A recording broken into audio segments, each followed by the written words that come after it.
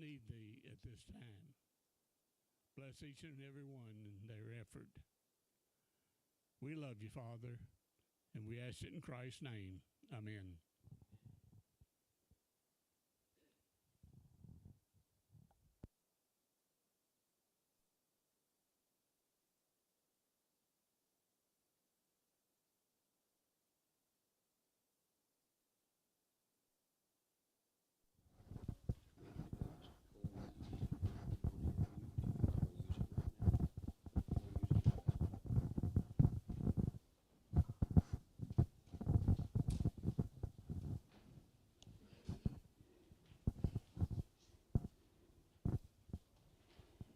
It's good to see each one this evening, and we're talking tonight about the subject of creation science and defining the subject.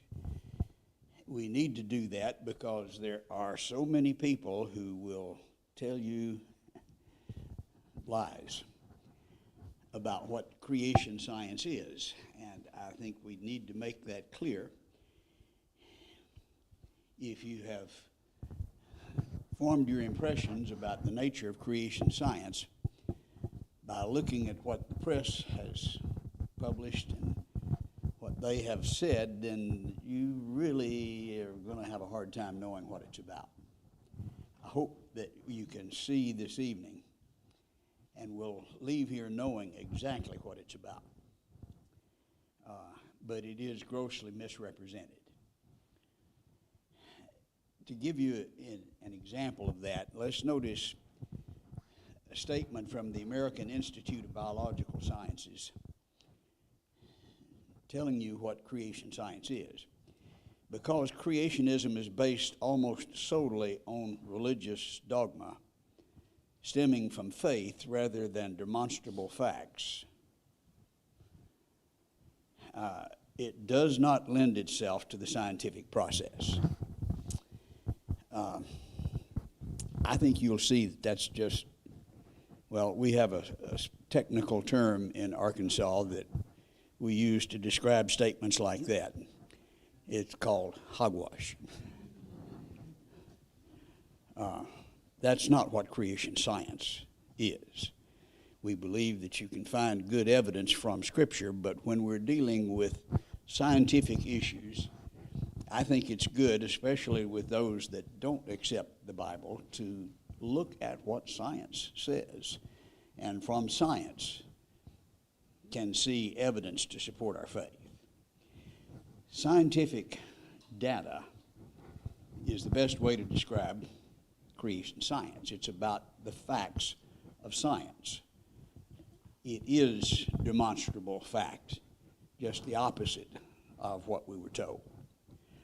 Well, how can you look at scientific evidence and distinguish between what's created and what's designed? Well, let me give you some examples. You look at this rock, and this was designed or just happened to be shaped this way. I think most of us would conclude that's just the way it was shaped, bouncing along, maybe in a riverbed. Time and chance would produce that. On the other hand, we look at this rock. You think that happened by itself? This was intelligently designed, but when you mention intelligent design, we're told, well, that automatically puts you into the category of religion, and it doesn't belong in the science classroom. I don't think that's what we're doing here. We're looking at the empirical evidence, and this is not a religious conclusion. This is rather a scientific conclusion based on the empirical evidence. We look, for example, at the wave action on a beach, and it leaves lines on the beach, such as what we see here. The waves going back and forth will produce those lines, and they're organized. We see them lined up, but that's a natural organization, and we can distinguish that from the heart and John Loves Mary. You think the waves did that? I don't think so. And that's not a religious conclusion. We can determine that that is designed by looking at the fact that we have information. There is an observation we can make here, and that is that information implies intellect. You see information, you knew somebody figured that out. That didn't happen with the waves. And again, that's not a religious conclusion at all. That is rather a scientific conclusion.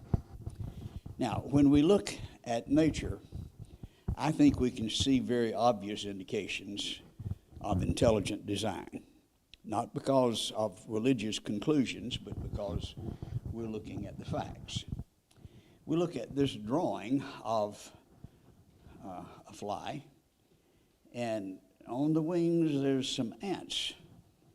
Okay, we know somebody drew that, but now how did you come up with this drawing? Maybe somebody spilled an ink bottle, but that's probably not what happened, is it?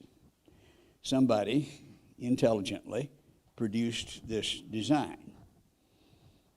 Is that a fair conclusion? That's not a religious conclusion, that's just common sense. But you look at this example, this is not a drawing. The wings are not drawn.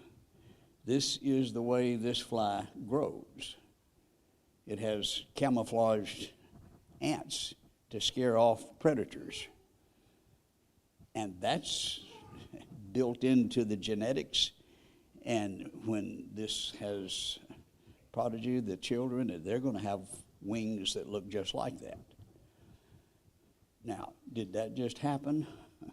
Was there some intelligent design involved there? You see the drawing, well, that had to be intelligently designed.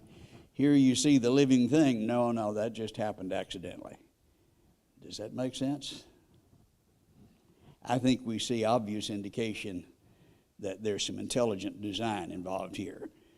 The thorax, the number of legs, the eyes, everything is positioned precisely on the wings of this fly. Now, when we see the shape of the arrowhead,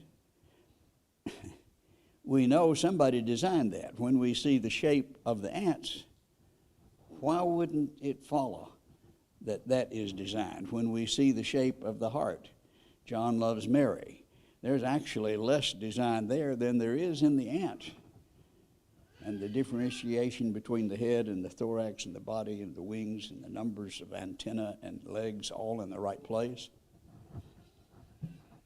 I think we can conclude reasonably, and it's to the point that it's unreasonable not to conclude that this was done intelligently. Some of you are familiar with the science of origami. It takes some head scratching in order to fold this into the shape of a swan or some kind of a bird. And when you see things folded like this so that they look like an animal, somebody is thinking. There's intelligence involved there. We look at these folded leaves, and they're shaped like a hummingbird. Very much like a hummingbird, but they're folded leaves. But they grew that way. They didn't, it wasn't somebody did the folding. God did that, I think, would be my conclusion. We look carefully at it and look at the shape. How? Now, we're told that there are favorable mutations and they're selected because they do some. What is there favorable about that to the plant that would cause the selection to produce that kind of design? Was this time and chance? Was this created design? I think we can reach a very reasonable conclusion that that was designed, though others refuse to do that. We look at the tall trees around here. In this part of the country, you've got good examples of that. Here's a statement from the Journal of Geophysical Research, Biosciences.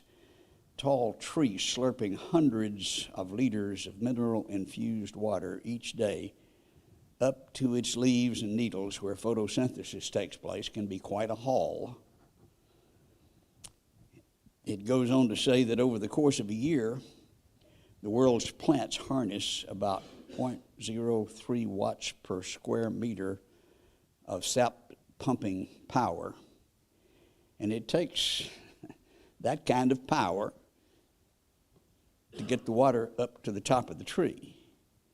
But what we see being done is equal to about 90% of the hydroelectric energy that's produced in the world worldwide in 2019.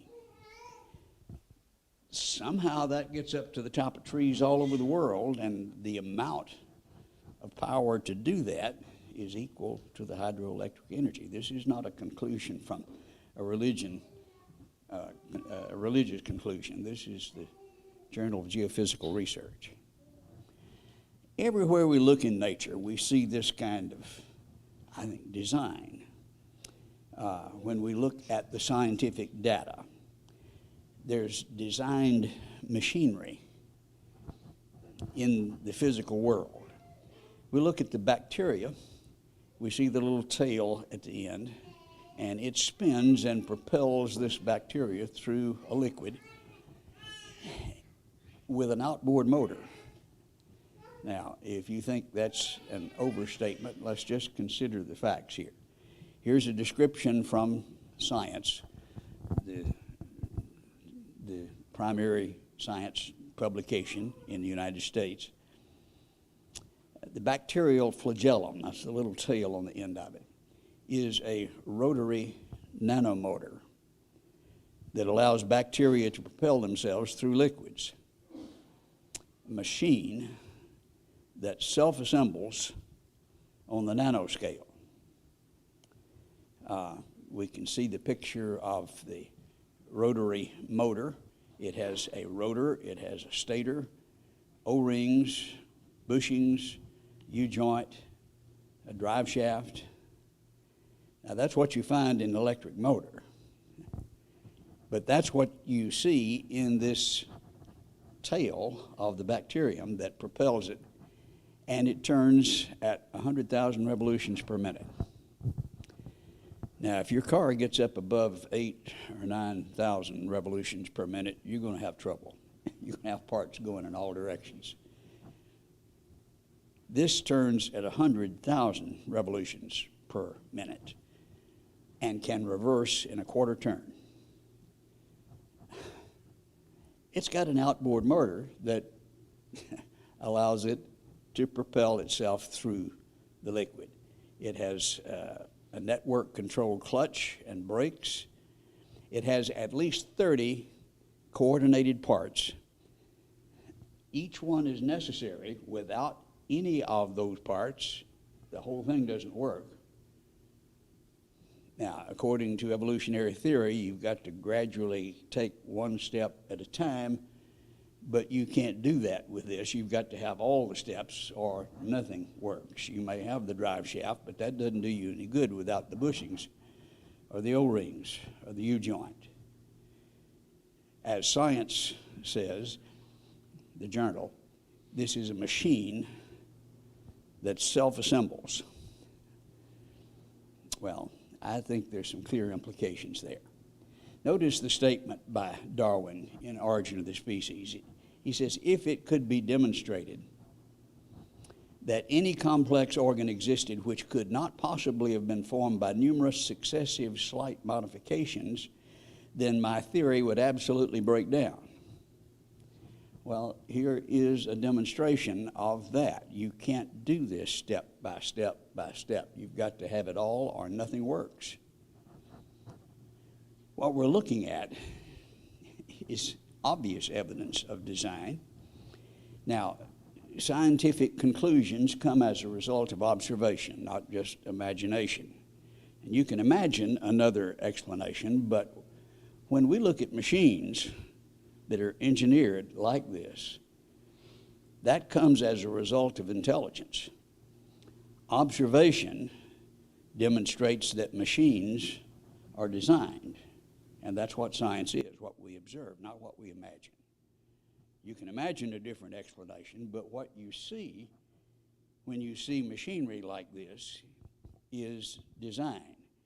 And therefore, the scientific conclusion is that this was designed. Imagination may tell you something else, but the scientific conclusion, based on what we observe, says that machines like this are designed. And this is an example of creation science. And the more we look at science and the more we learn about it, I think the more obvious it becomes. When Haeckel, who was contemporary with Darwin, was trying to promote Darwinism, he looked at the simple cell and it didn't look very complex. It was just a blob. He says the cell is a simple homogeneous globule of plasm. I guess kind of like Jell-O. Not much complexity there at all. But what do we know about cells today? He didn't have a clue. We look, for example, at the description of the yeast cell, which is as simple as you could come up with. That's a good example of a very simple, quote, cell. Not simple at all, but that's as simple as it gets. Yeast has been subjected to the most comprehensive analysis. This is from Cell Systems, 2018. Now, it's about the size of a bacteria. So we're talking about a very, very small cell, one single cell of yeast. Now, how many molecules do you think a single cell would have, that globule of plasma? Would you venture a guess? You won't come close. 210 trillion molecules. Now, we're talking about a billion. We're talking about a trillion. Not just a trillion, 210 trillion in one yeast cell. That's not what Haeckel was envisioning when he saw that globule. But they're not just piles of molecules. They're organized into machines called proteins, into 42 million machines, proteins. In one cell, 42 million machines, all functioning together, each dependent on the other, working as one, described as a machine in Cell Systems, spinning and turning about various axes a million, think about that now. We talked about 10,000 RPM per minute as a bunch. This is a million per second. Functioning together as a machine, together with 42 million other machines in one cell. Now, Haeckel had no clue, no idea there was anything like that. Now, if that doesn't blow your mind, I'm not sure you got one. That's just awesome. He didn't have a clue, didn't know what he was talking about. His idea of origins may work it doesn't really work that well when you're talking about what he was talking about, but when you're talking about this, like machines invented by humans, Cell System says, the protein assemblies contain highly coordinated moving parts.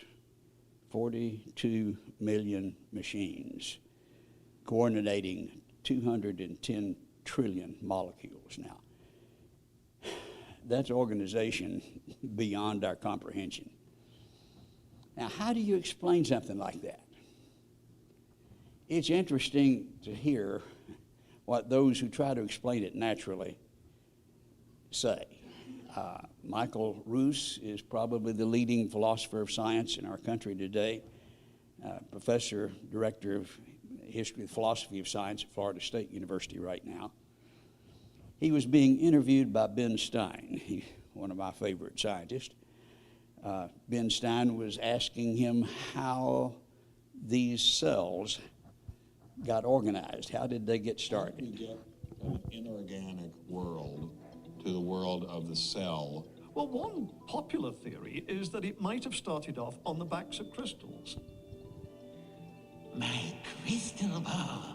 Molecules piggybacked on the back of crystals forming, and that this led to more and more complex. But of course, the nice thing about crystals is every now and then you get mistakes, mutations, and that this opens the way for natural selection. But at one point there was not a living thing. Yeah. And then there was a living thing. How did that happen? Well, that's just I've just told you. And I don't see any reason why you shouldn't go from very simple to more and more complex to more and more complex. I don't either, but I don't know how you get from mud to a living cell. That's my question. Yes, well, I've told you. I think it was on the Try back one of more crystals. time. On the backs of crystals. Over the backs of crystals is at least one hypothesis, yes. So that's your theory, and you think that is more likely and less far-fetched than intelligent design? I think it is. Well, maybe you can buy that. Crystals don't reproduce. It's not a reproductive system that would function as he would imply. But let's think about looking at that kind of a system. Here's a rock with a chip in the side of it. Looking at some of the chips, you can say, maybe this was made by man. It's shaped, okay, maybe you're looking at a prehistoric tool, and so you can see this rock with a little chip in the side of it and conclude that's done by intelligent design, and often that is done, and I think validly. But then we compare that with the yeast cell that has 42 million machines coordinating 210 trillion molecules, turning at 1 million revolutions per minute, all coordinated, and they say, no, there's no intelligent design there. Now, does that make any sense to you? Do you think there might be some bias involved in the conclusion? I think that's just crazy. But then you decide for yourself.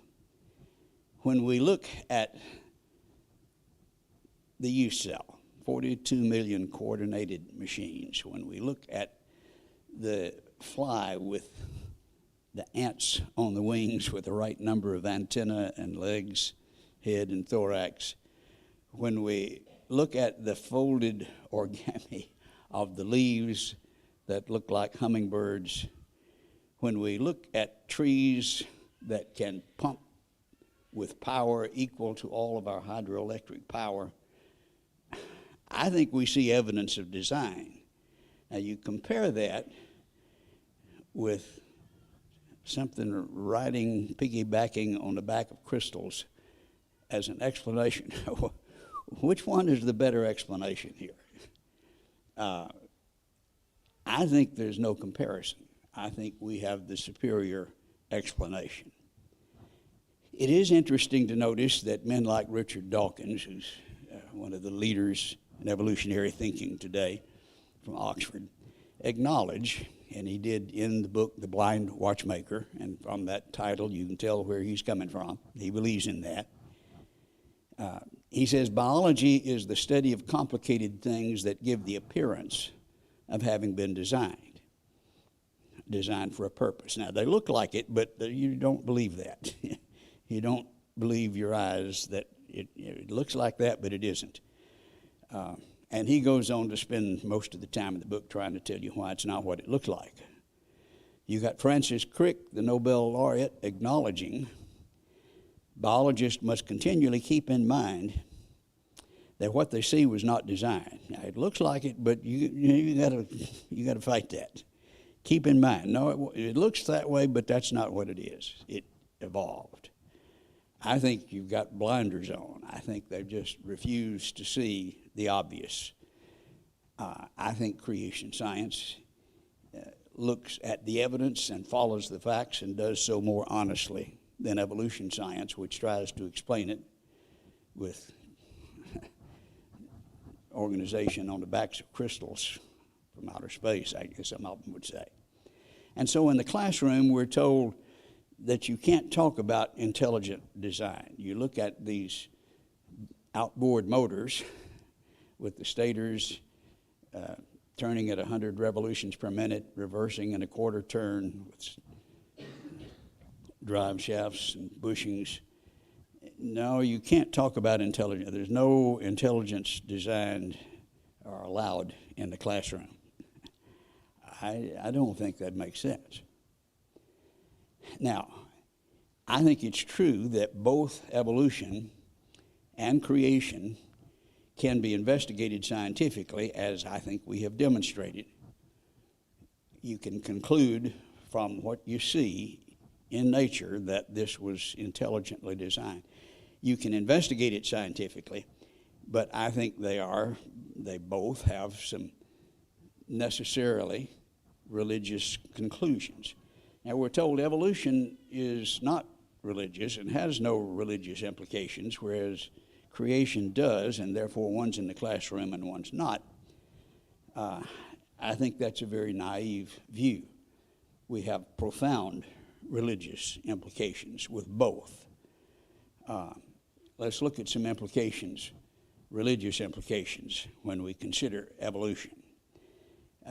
Richard Dawkins, the Pope of evolution, as some have described him, I think makes some statements in the quote that we're going to listen to that make it very clear that there are obvious religious implications.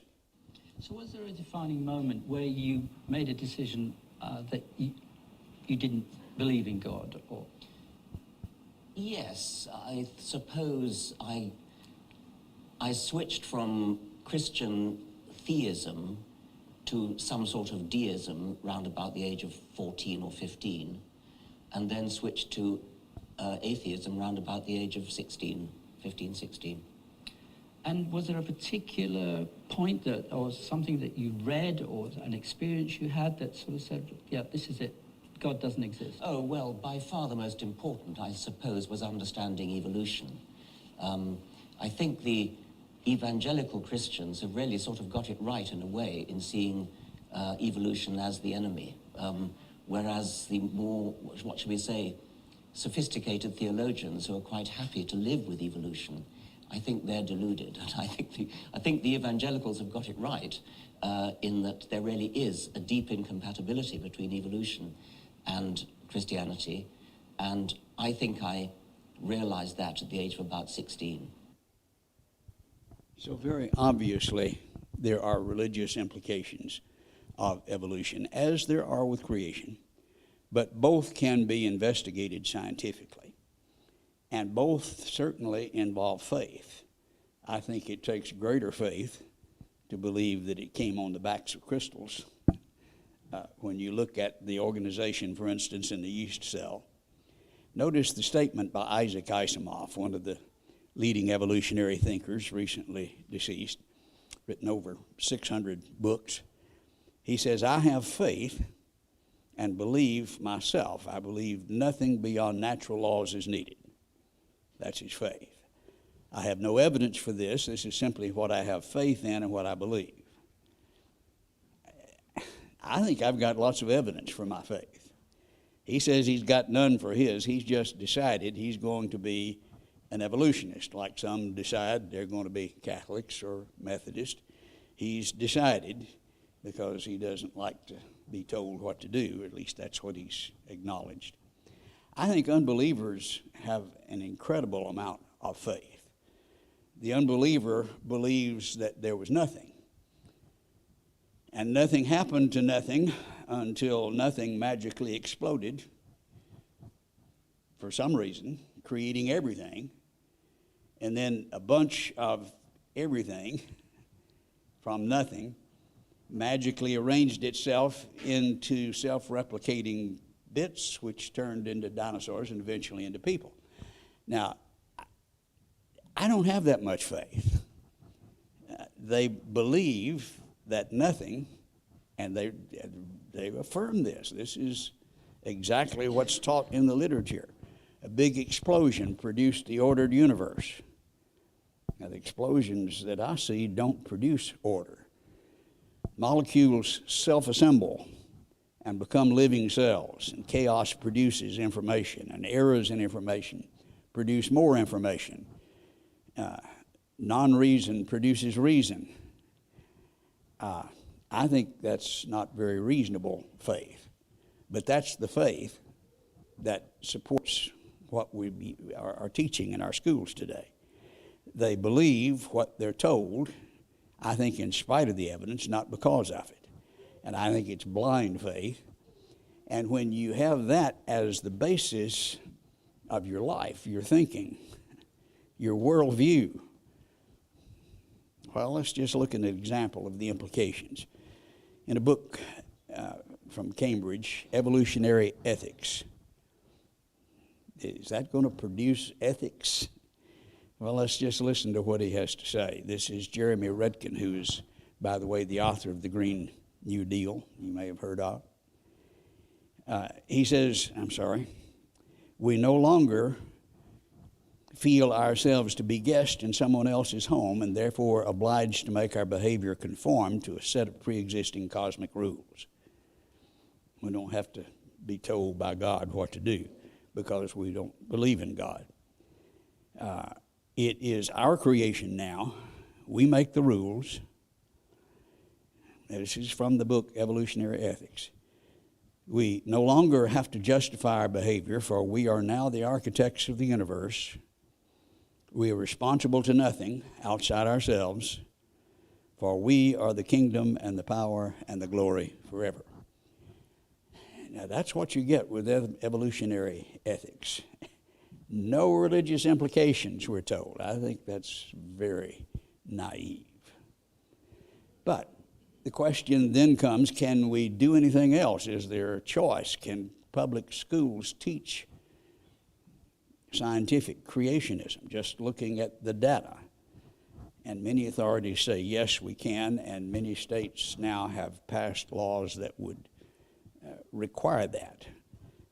These states, beginning with Texas, Georgia has it in the works, as does Arkansas. But looking at what was done in Texas, leading the way, they passed the law that says students must compare and contrast scientific explanations for cellular complexity. Okay, that's not a religious conclusion, but you compare the different scientific explanations for the complexity. Examine scientific explanations for the origin of DNA and abrupt appearance and stasis in the fossil record, which we'll be talking about later in the week. That you can do. That's purely secular, and that has been passed. That is law in a lot of states, and more are saying this is a good idea. The evolutionists are screaming. They can't stand up to that kind of examination. It's interesting to see what is the case and what people think today. We're told, well, everybody believes in evolution. Gallup published a poll just a few years ago. 40% believe humans were created by God in their present form. 33% think God guided evolution, but it was not by evolution naturally. 22% believe the naturalistic evolution that's taught in the schools. That's today's propaganda that is to the exclusion of alternatives. We're considerably ahead. And when you position it this way, notice a survey from just a few years ago, nationwide survey, testing the proposition, teachers and students should have the academic freedom, both scientific strengths and weaknesses of the theory of evolution. Teach both. 93% agreed with that. it's not allowed in most places. Testing also the proposition, it's important for policymakers and the public to hear scientists with differing views. 94% agree, but that's fought tooth and nail in the classroom today. A very interesting article was published back in 2001, and several things have happened since then, as we'll point out.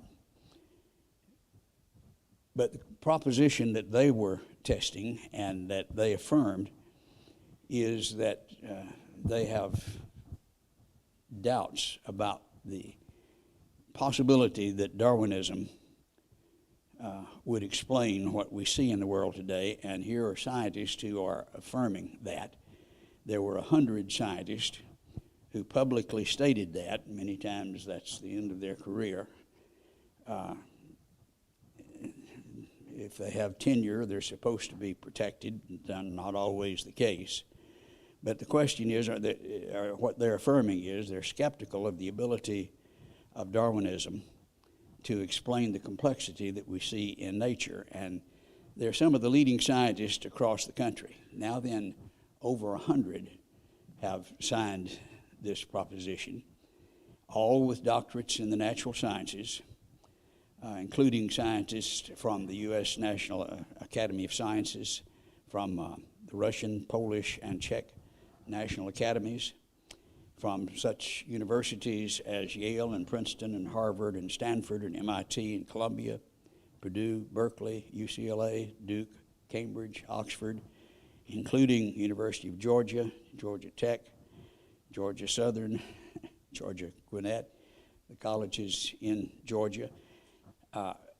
Professors have said, we don't believe Darwinism explains this. But we're told, no, nobody doubts that anymore, and that's just not so. Brian Josephson, who's a Nobel Prize winner and professor of physics at Cambridge, has recently made the statement in this book, he's the Return to God hypothesis that was just published, which is a scientific defense of creation science.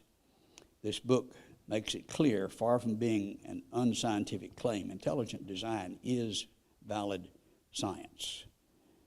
And he is certainly a leading scientist in the world today. At this point, at least 5 Nobel laureates have endorsed intelligent design. So don't let anybody tell you that that's just ignorant and nobody believes that. They will try that. Ernst Mayr of Harvard, for example, published the statement, no educated person any longer questions the validity of the so-called theory of evolution. And he's one of the leading scientists for evolution. There's no other way to describe that. That's just a lie, and I'm sure he knows it. He just says this is a fact and nobody disagrees. But they don't play fair and encourage people not to play fair when it comes to the subject. Notice Dawkins from Oxford telling you how to oppose creation science. Go beyond humorous ridicule, sharpen our barbs to a point where they really hurt. I think they're likely to be swayed by a display of naked contempt. Nobody wants to be laughed at. Nobody wants to be the butt of contempt. This is not scientific, but this is the way they proceed, and most of us who are affirming creation science have been the object of that. We see Professor P.Z. Myers, one of the leaders in evolution today, talking about intelligent design. He says they're theocrats, faith healers, snake oil artists. I say blankety blank, and that's not the way he put it. The polite words, careful rhetoric, it's time for the scientists to break out the steel-toed boots, the brass knuckles, and get out there and hammer the lunatics and idiots. That's not very scientific. I don't think they can stand in a scientific discussion.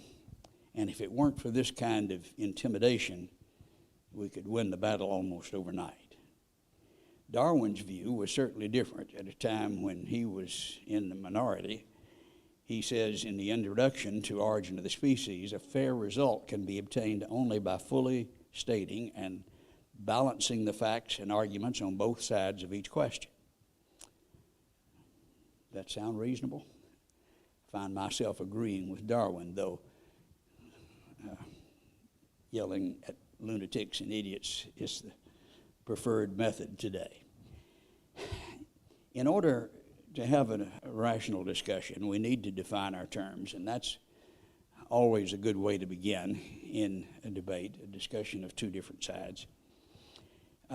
Microevolution, or horizontal variation, we do see, and I don't think that is an issue, though that's often debated.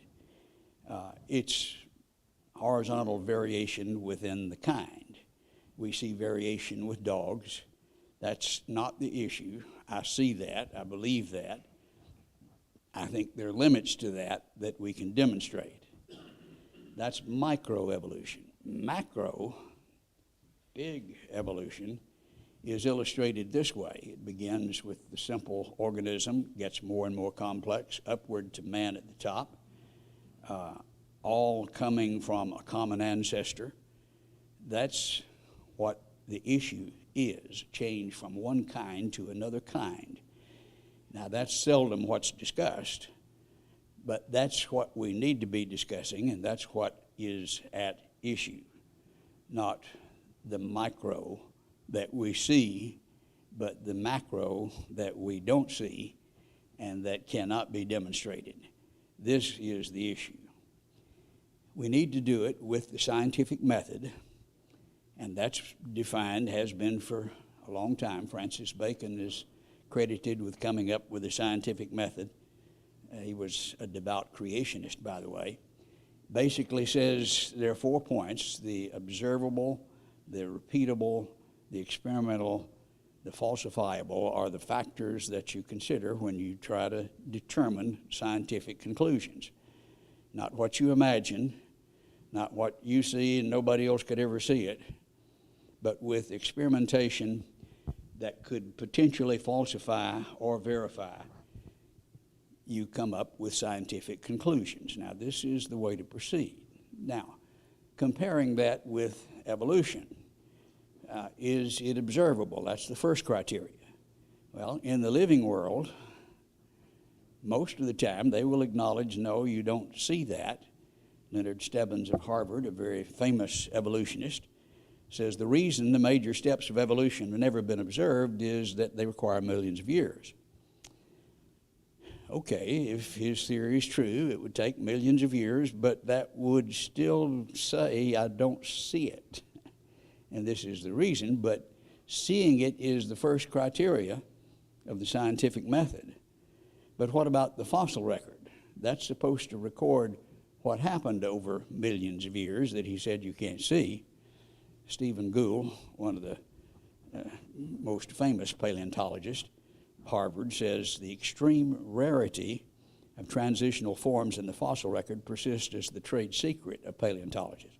You should see the change from one to another in the fossil record. No, extreme rarity is a nice way to put we don't see it, which is what we'll demonstrate as we look at the fossil record later this week. We view our data as so bad we never see the very process we profess to study. You don't see it in the living world. You don't see it in the fossil world. It's not observable. Jerry Cohen, one of the most vicious anti-creationists in the country, professor of biology at the University of Chicago, says evolutionary biology is a historical science. How many of you have seen history? That's not the way you define or establish history. It happens in the past. Unlike hard science, we usually cannot resolve issues with simple experiments. It's a historical thing. We believe that the Australopithecus produced, the ape man produced man, but you don't reproduce that. That's history. And so by very nature, historical sciences are not subject to that first criteria. What about falsifiability? Experimentation? No, you can't reproduce history. Colin Patterson, one of the more famous scientists, curator of the largest fossil museum in the world, recently deceased, in his book Evolution, says that evolution is unique and unrepeatable.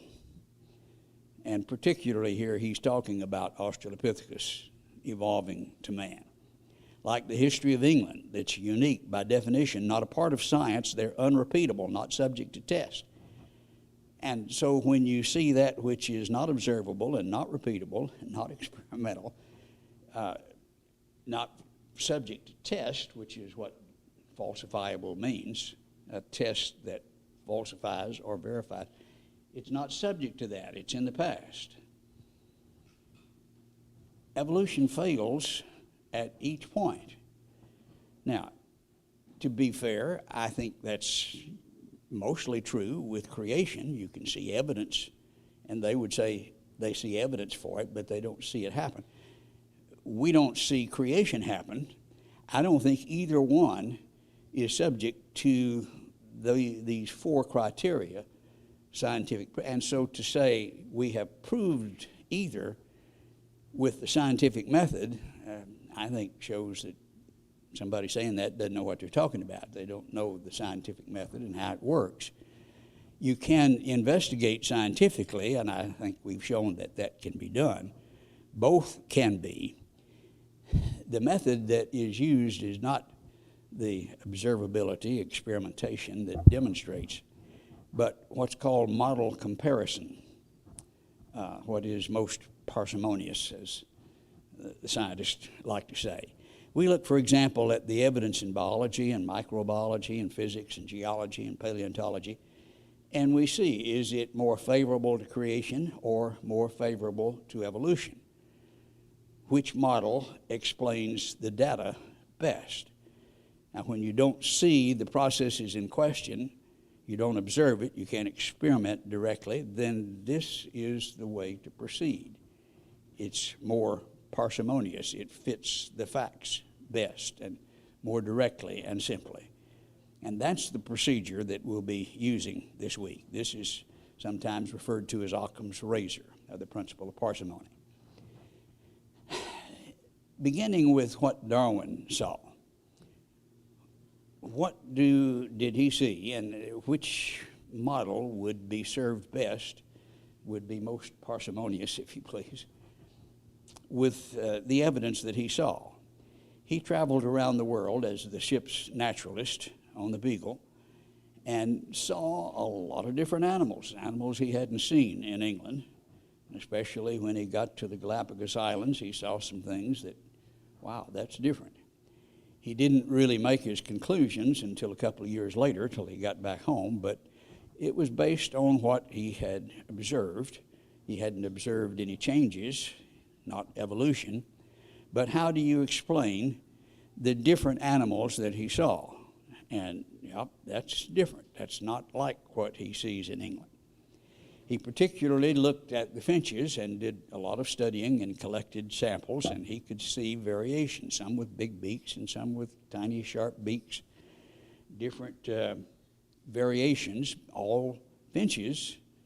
None of them became eagles or changed to something else, but concluded 2 years later that evolution is the best explanation. He could see islands without trees, where the finches had to make a living eating the seeds with big beaks, breaking the seeds, compared with some of the islands that had trees, and they had the little sharp pointy beaks could reach in the bark and get the worms. And so the little bitty sharp beaked finches survived better here, and the big, heavy, stronger beaked finches survived better here.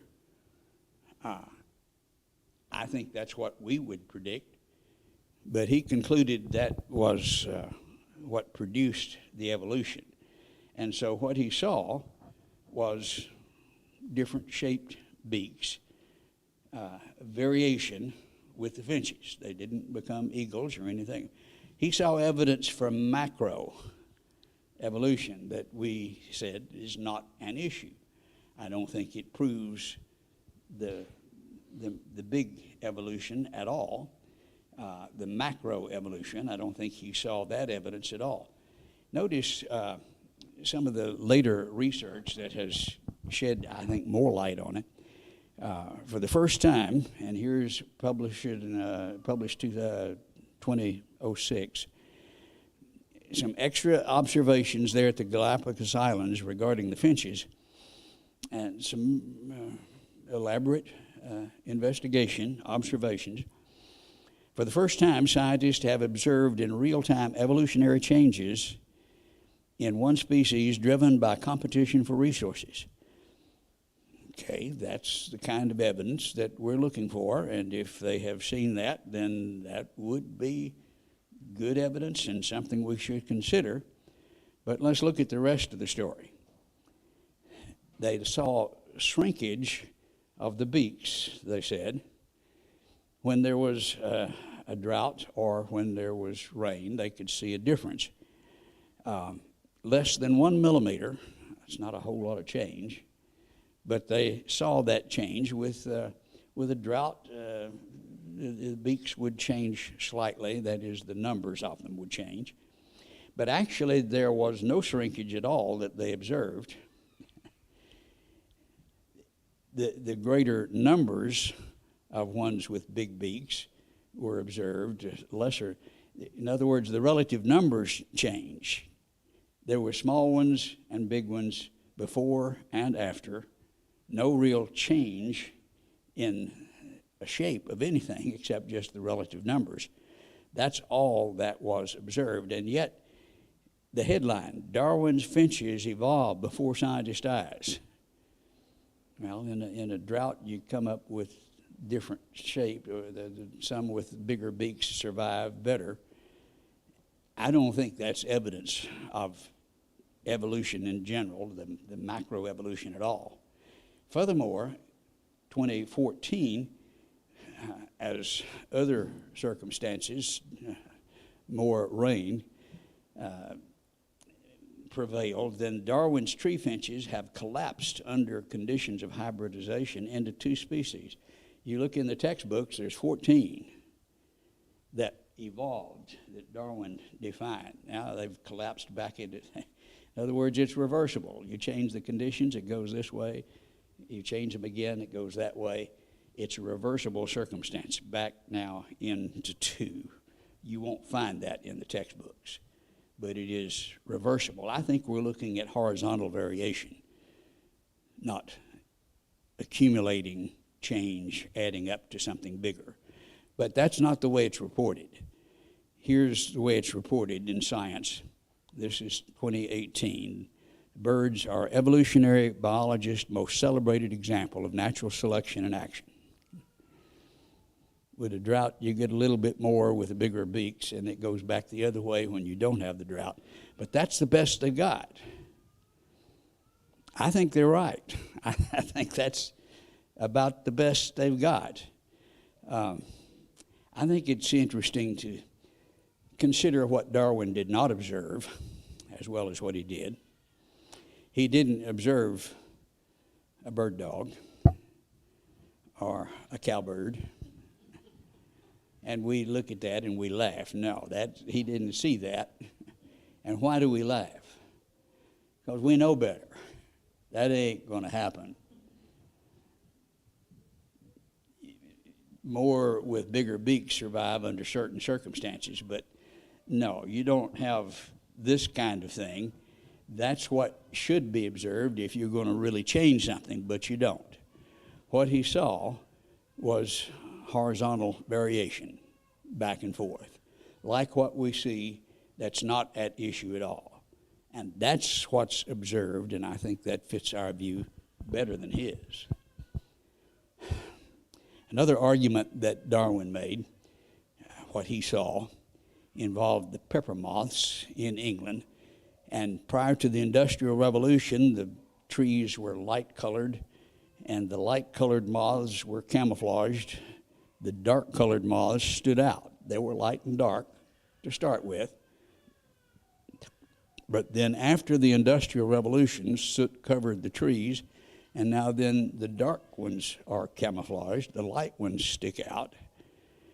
And so things change, not the critters because they're light and dark before and light and dark after, but the relative numbers changed under the different circumstances. Now that's not evolution, that's a change in the relative numbers. And some have been brave enough to say that. Harrison Matthews wrote the centennial edition introduction to Origin of the Species. He was chosen, it's a great honor. Now, centennial edition of Origin of the Species, he gets to write the introduction. He says the peppered moths experiments do not show evolution in progress. This is part of the introduction. However the population may alter, all the moths remain from beginning to end Biston bachellara. They're the same species before and after, just light and dark, as they were before. But we look at the International Wildlife Encyclopedia, and it says this is the most striking evolutionary change ever witnessed by man. Yes, I agree. That's the best they've got. They don't do better than that, and I don't mind admitting that.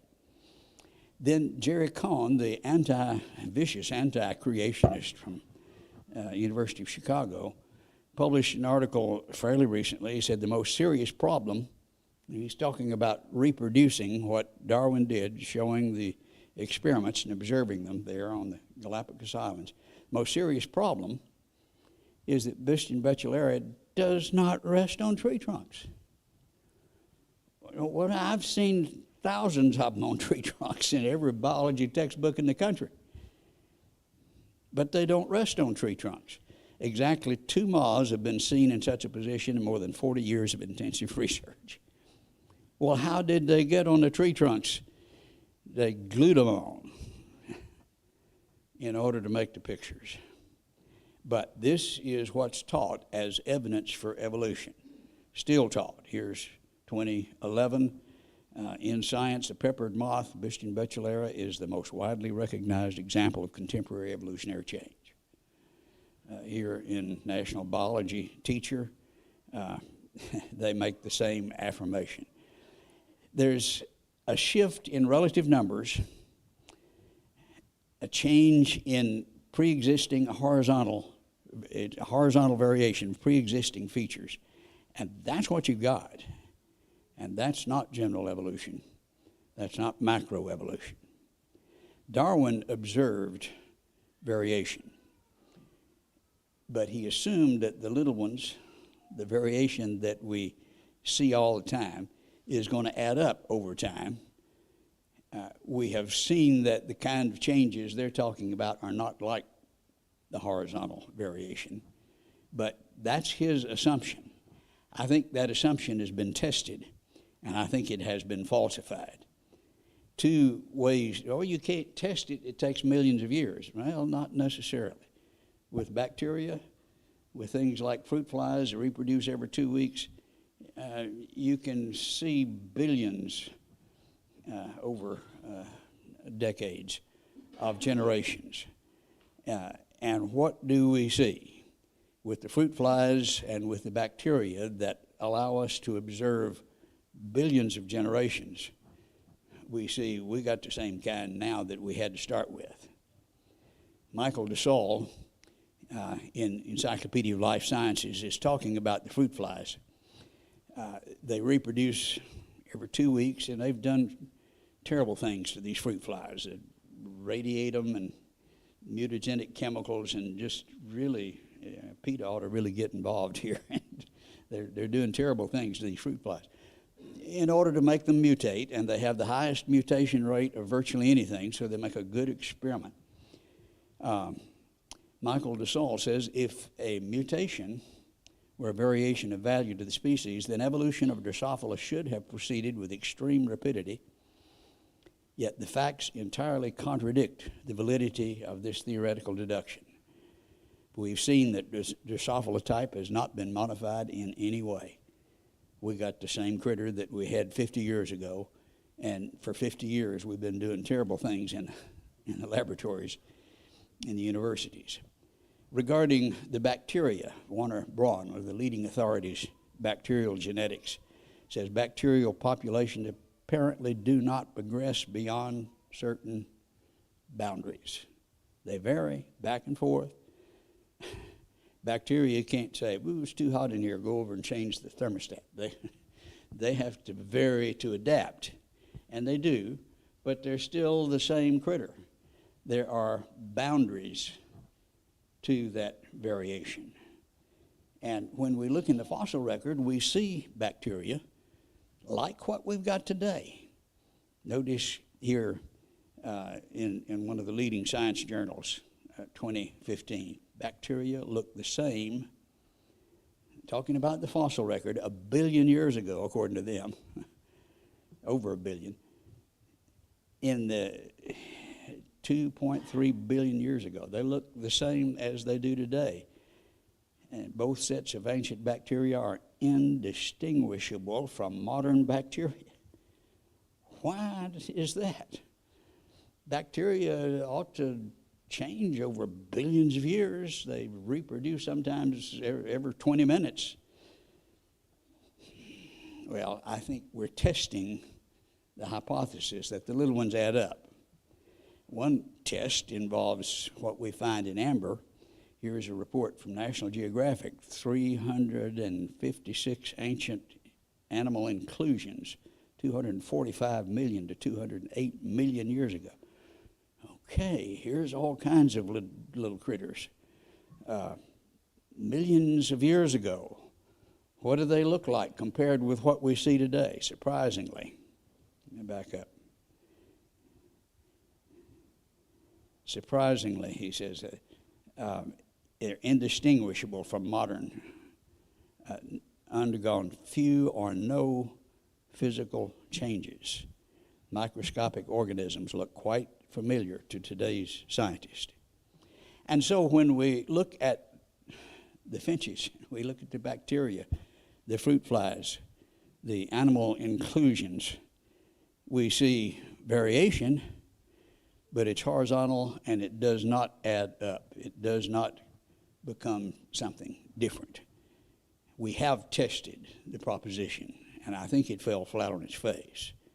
Eugene Koonin, who is probably the most respected senior, well, he's the senior investigator for evolutionary genomics, the National Center for Biotechnology.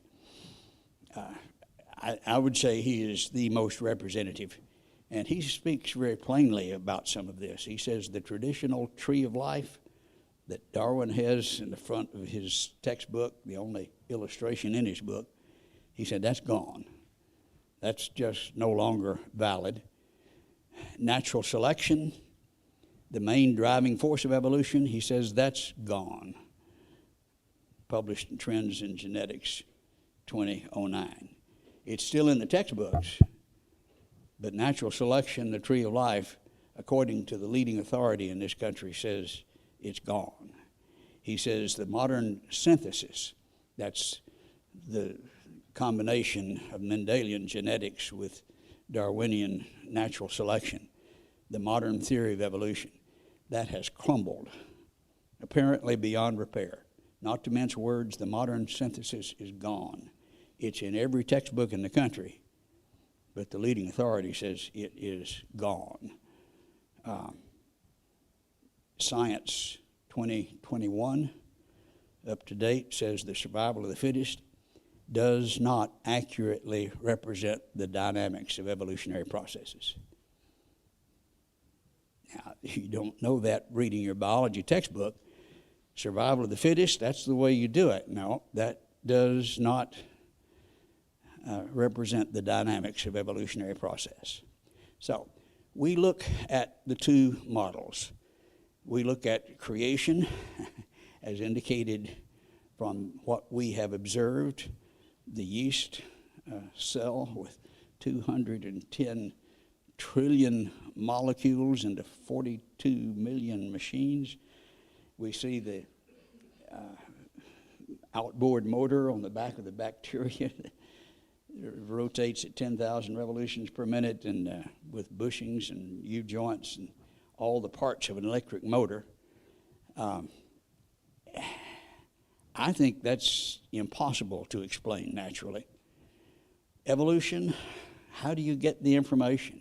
Information is the biggest challenge, and we'll be looking at that later this week. I think there is a zero answer for the explanation for the origin of information. Now, we look at the two models. Which one explains the data best? This is creation science. What is it? That's the definition. Remember, that's the purpose tonight has not been to show you the superiority of the creation model. Remember, the purpose was to define creation science. And I hope you understand it's not about the King James Version, which is what we're accused of. Notice from Natural History Museum, definition of creation science. Creationists seek to impose on the population at large, by political means, a body of religious beliefs derived from the literal reading of the King James Version of the Holy Bible, the Old and New Testament. Is that what you heard tonight? Is that the kind of evidence that's just a bald-faced lie, vicious and wicked. And why do they do that? Because they can't stand toe-to-toe and deal with the evidence. It's people who are ignorant and believe the King James, and that's all they've got. What we're talking about, what we're defining, creation science, is the scientific data. Now, if you think this looks like a superior view, then good. That wasn't the purpose. I think I can understand you reaching that conclusion, and that will be more obvious as we proceed through the week. And that will be our purpose as we proceed. Tonight, we want you to see what creation science is. It's the scientific data. If somebody tells you it's just religious garbage, faith without facts, they're not telling the truth. Maybe they don't know. Maybe they just don't have the integrity to tell the truth. Maybe they know they can't stand toe-to-toe with the evidence. But it ain't so. And I think you know now what creation science is. All right, we're going to conclude at that point. And as mentioned, we're going to have a question period. We hope that some of you have some questions. And we want to spend a few minutes seeing if we can answer some questions. Who would have a question? Yes.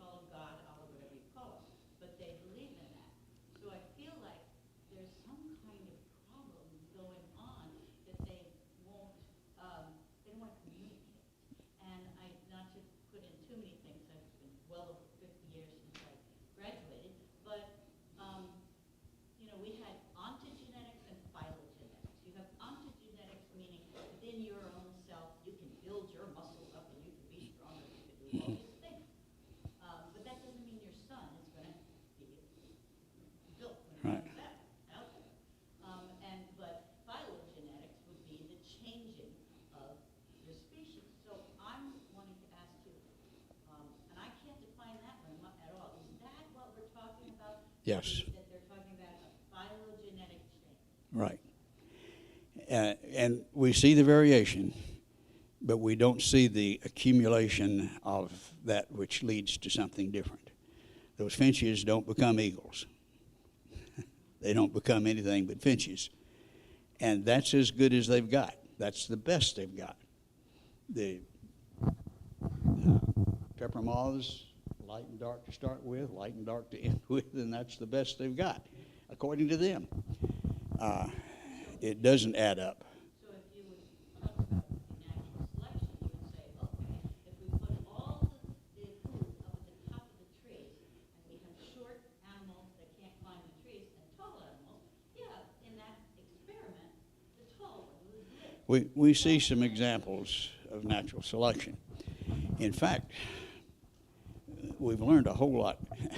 What's happening, what we're learning in biology has just been mind-boggling, exploding. Not only do we have genetics, the DNA, we've got the epigenetics, which is another level of control above the DNA that's kind of like a conductor that says, all right, we want the brass now, now you hush, we're going to do something. It turns things on and off so that when you get the rabbits in Texas that are brown and you take them to the Arctic, guess what? 4 generations later, they're white instead of brown. And you take them back to Texas, 4 generations later, they're brown again. That's not a gradual process. It happens. Cavefish, they don't have eyes, or rudimentary structures that they can't see, and they don't have pigmentation. You take them out of the cave 4 or 5 generations, sometimes not that long. Guess what? They got eyes again. They haven't lost the genetics. The information is there. And the conductor says, all right, let's turn this back on. And so we see selection and a change in response to the environment. But that's a designed change. That's amazing design. Same thing with the bacteria that adjust to various temperatures, for example, and then back the other way when it changes. This is a design mechanism, a feedback mechanism that doesn't happen accidentally. It happens by design. So, yes, we see the variation. We do not see the accumulation into something different. The finches don't become eagles. Other questions?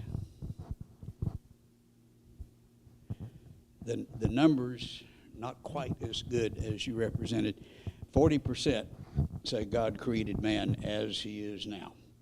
That's more than the 22% that say it happened naturally by evolution, which is what's in the textbook. Now, right, with the 30 that say God did it by evolution, you've got 60% then that say God's involved, different from what's in the textbook. But we need to stand up and say, we're not going to put up with this. And we're in the process of doing that. That's happening. And we're getting some really good laws passed. We've learned we've made some messes with legal efforts. We've lost a lot of cases that shouldn't have been lost, but we're making really good progress at this point. We're going to have a law passed next year in Arkansas. We've got the votes. It's going to happen. Other questions? And it's working in Georgia, too. We've had an interesting history in Georgia, going way back.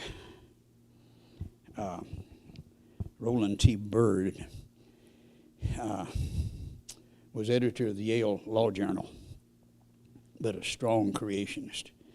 And he and I hate to tell you how many years ago, 30 years ago, were confronting the school systems here in Georgia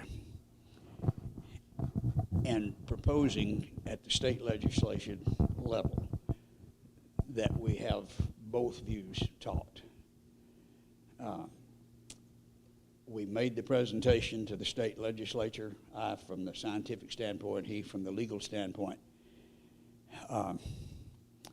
And they said, well, we're going to let each county do it. Well, you know what it's like in Georgia. They've got a lot of counties. And so, okay, we started out, I think, 43 counties?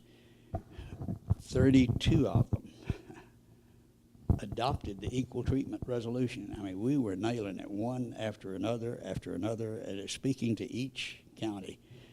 And when they saw that this was going to happen, they said, nope, that's over, and the governor stepped in and stopped it, and that ended. We didn't know how to do it better at that point.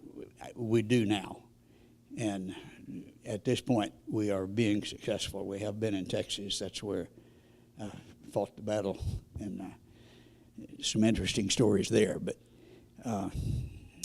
we need to stand up and say we're not going to put up with this. We've sat down and let the atheists take over, and it should not happen.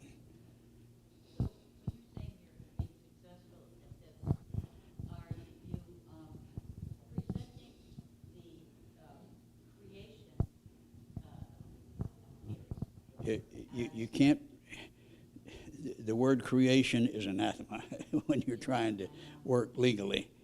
Not necessarily the way it should be, I'm talking about the way it is. And so intelligent design, that's almost as bad. You have to say it just right, but we've learned how to do that so that you present alternative views. It's hard to object to. You show the strengths and weaknesses of evolution. Okay, how are you going to object to that? These are things that can be done and are being done. But you've got to be wise as serpents. No, we cannot do that. No. You can't put Genesis in the classroom. No. I can tell you some interesting stories about that, but no. But we know how to do it, and it's working. You have to be very careful. Other questions? All right. Hope you've understood what creation science is. It's the scientific data. And looking at it, we will win that battle. And they don't want to fight that battle. And they work very hard to keep from it. Thank you for your attendance this evening. Tomorrow night, we're going to be talking about the age of the earth. Some people say, well, that doesn't really matter. I don't think that's even close. I think that's one of the most important issues. Of course, if the earth is young, there's no time for evolution. The ball game's over, we can go home. I think we can show from scientific evidence that that is the most reasonable conclusion. You haven't heard most of that evidence because they don't want you to hear it. But let's hear all of the facts, which is necessary to have a good scientific conclusion. We hope you'll be with us tomorrow night.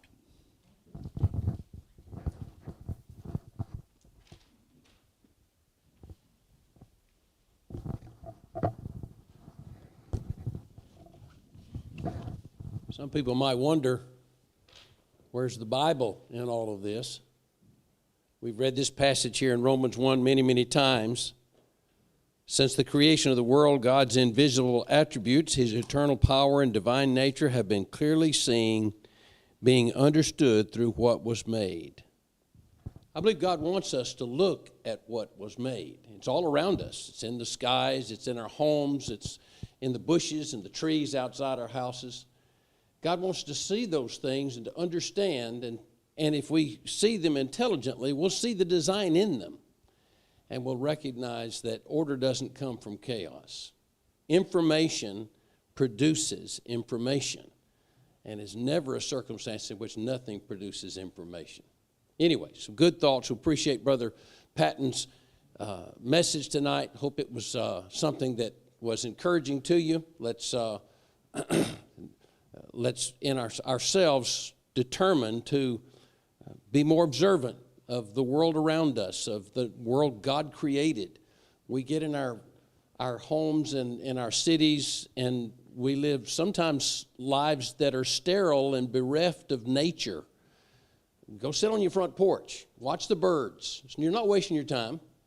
These are things that Christians need to do to better appreciate the world God gave us. And investigate even through books and things like that. That's great too. But look at what God has made.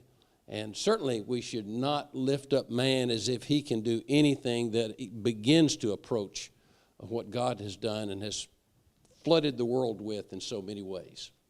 Appreciate his efforts tonight. Continue to come back each night, 7 o'clock through Friday. The different topics are on the announcement. There's announcements in the foyer if you want the list. There'll be a handout each night, and we encourage you to take a look at that as well. I want to ask the patience of our visitors just for a moment, have an announcement for our members. Most of you, many of you remember Charlotte Mitchell, who was a member here with her family, Rob and Charlotte and their 4 kids. Charlotte has been diagnosed with cancer, and it is a very advanced stage of cancer. They took biopsies today to try to determine what kind it was and try to determine maybe where the origin of the cancer came from. They haven't found one yet. But they found it in several places, and so she has asked for the prayers of every Christian, every brother, sister. Lift up our voices, our thoughts to God. We're going to say a prayer on her behalf and to dismiss our assembly as well. And we would ask that you keep Charlotte Mitchell in your prayers especially. We'll be letting you know as we find more information that they want you to know. Okay, let's bow our heads and pray together. Our Father in heaven, we know it is in your hands that we live and we move and have our very being, that you are everywhere and all-knowing and all-powerful. And we know that you hear our prayers and consider and desire that our prayers go up before you. And we are thankful for this assembly, those who have come here tonight. We're thankful for our study and just ask that you bless our understanding and open our eyes to the wonderful things that you have made for us. We also want to pray for our dear sister, that you'll be with Charlotte and strengthen her and give her body the ability to undergo whatever tests are necessary to give the doctors and those who are making the medical decisions and giving the family advice the best information they could find. And we just pray that your hand will be on her, to heal her, to give her body strength, to enable her to withstand whatever treatments she needs to undergo. Pray that you would bless Rob and the children, bless the entire family, that they'll have strength to pull together and to be strong for her. And we just pray that you would continue to help us to not forget about her, even weeks, months down the road, that we'll still be lifting her name up to you in prayer, and that you, in your wisdom, will do what is best. We always desire that your will be done and not our own. But selfishly, we do have a will in this, as we do in all of those that we love. And we just ask that you bless and watch over her, and in your kindness and your mercy, if you determine to give us the conclusion we desire, that she be made well and strong and have many more years. We know that such has happened and can be, and all things can be done by you. But Heavenly Father, we do give way to your will, whatever that is. We ask that you bless our assembly here as we go back to our homes. Keep each one safe as they drive. We have a number of visitors that have come from a distance, and pray that you would bless each one. Be with us that we might come back again every time we can to study and to learn more from the things that are taught and from your word. We ask for the forgiveness of our sins and your continued watch over us in our lives. In Jesus' name we pray. Amen.